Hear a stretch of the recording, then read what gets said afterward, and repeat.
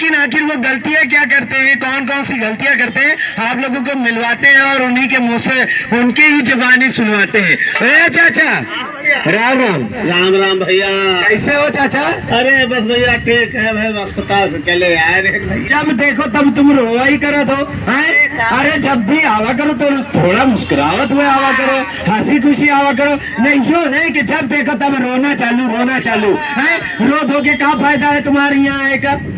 हम तुम्हारी तारीफ कर रहे हैं ना, तुम हमारी बेइज्जती करवाए पड़े हो। बताओ भैया, तारीफ कर रहे हैं। और क्या, हम तो कह रहे थे हमारे चाचा बहुत समझदार है, बहुत होशियार है, अपने घर की साफ सफाई और अपनी दुकान की साफ सफाई बहुत अच्छे तरीके से करते हैं। बहुत अच्छे तरीके से करे थे भैया। ऐसे करते हो जरा सबको बताए दो। ऐसे करते हैं कि भैया झाड़ू लगाते हैं घर भरे में यहाँ, और कूड़ा जो है उठा के नाले में डाल देते। वाह, देखा हमारे चाचा कितने समझदार हैं कि अपने घर का कूड़ा कचरा निकाला और डाल दिया नालियों में। नालियों में डालने से क्या होता है? अरे वो बह जाता है बच्चा।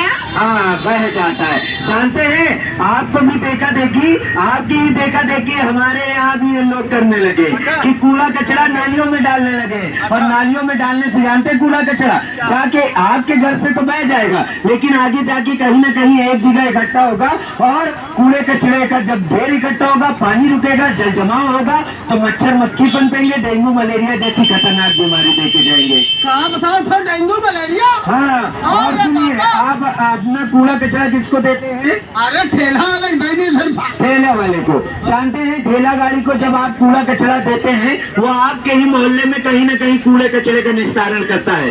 जानते हैं, 1-2 किलोमीटर के दायरे के अंदर, 2-3-4 किलोमीटर दायरे के अंदर कहीं ना कहीं हमारे मोहल्ले के आसपास वो कूड़े का ढेर बना देता है। और हमने देखा है आप एक डस्टबिन का इस्तेमाल करते हैं। एक डस्टबिन है, हम खूब भरे थे दाब भैया, चाहे सूखा हो चाहे गीला कूड़ा, दोनों एक ही डिब्बे में रखते हैं। अभी भैया गीला कूड़ा का है, सूखा कूड़ा का है? देखिए, सूखा कूड़ा जो मानव द्वारा तैयार किया गया कूड़ा, हम उसे बोलते हैं, जो ऊपर वाले की देन है, प्राकृतिक देन है, उसको हम बोलते हैं गीला कचरा। अच्छा, मतलब जो ऊपर वालों ने दे रखा है वो गीला कूड़ा है, और जो सूखा कूड़ा है वो मतलब इंसान बनाई नहीं। हाँ, अच्छा भैया सुनिए, अब सूखे कूड़े में क्या क्या आता है? जैसे दोना पत्तल हुए, प्लास्टिक के गिलास हुए हैं, और कागज हुआ, पॉलिथीन हुआ, ये सब आ गया सूखे कूड़े में। और गीले कूड़े में क्या आता है? जैसे कि फूल पत्तियां हो गई, ठीक, हम लोग हर रोजमर्रा की चीजों में इस्तेमाल करते हैं, आलू के छिलके हुए, प्याज के छिलके हुए, ये सब आता है गीले कचरे में।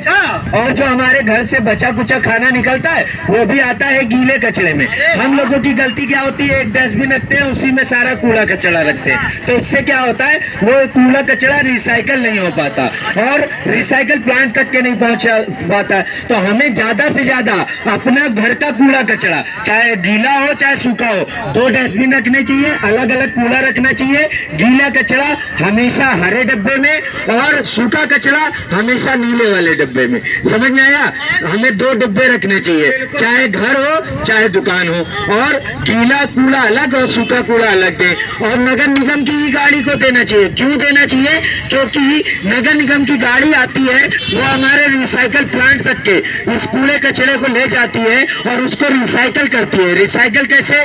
जैसे प्लास्टिक की बोतलें पिघला के नया प्लास्टिक तैयार किया जाता है, कांच की बोतलें पिघला के नए कांच तैयार किया जाता है, और जो गीला कचरा होता है उसको कंपोस्ट खाद के रूप में इस्तेमाल किया जाता है।